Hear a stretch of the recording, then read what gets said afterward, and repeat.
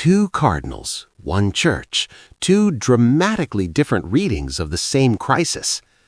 Cardinal Gerhard Müller, the former prefect of the Doctrine of the Faith, has issued a stark warning to the Society of St. Pius X.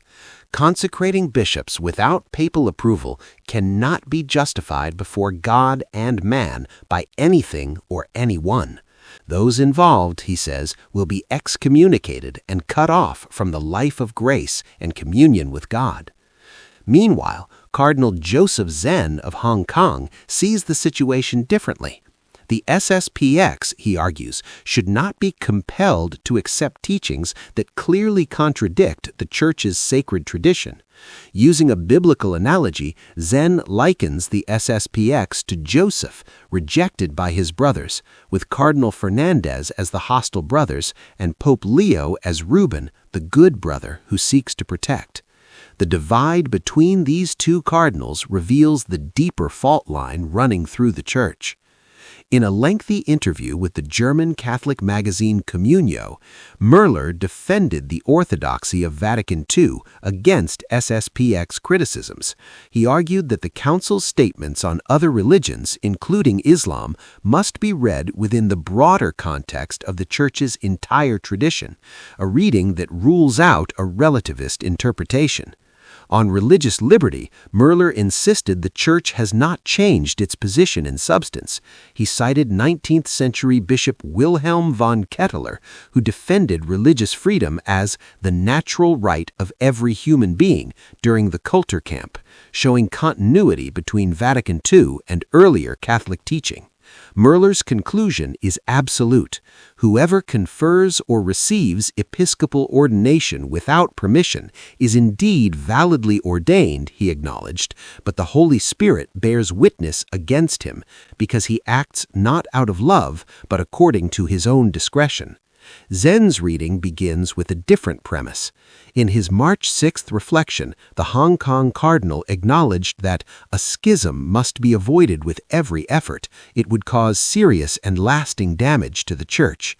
But he immediately added, on the other hand, a major issue of conscience must also be respected.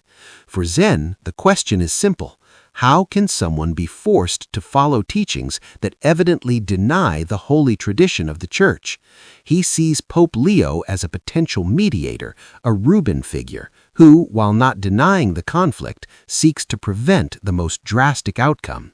Pope Leo is one who listens. He understands. He will make his children understand that certain things perpetrated in the name of the so-called spirit of the Council, but contrary to the Church's tradition, are not of the Council. Larry Chapp, writing in the National Catholic Register, offers a sharp critique of the SSPX's entire framework.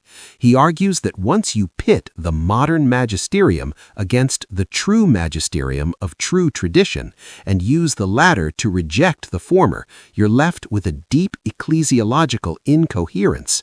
The SSPX is cosplaying at Catholicism because a true traditionalist would loathe schism.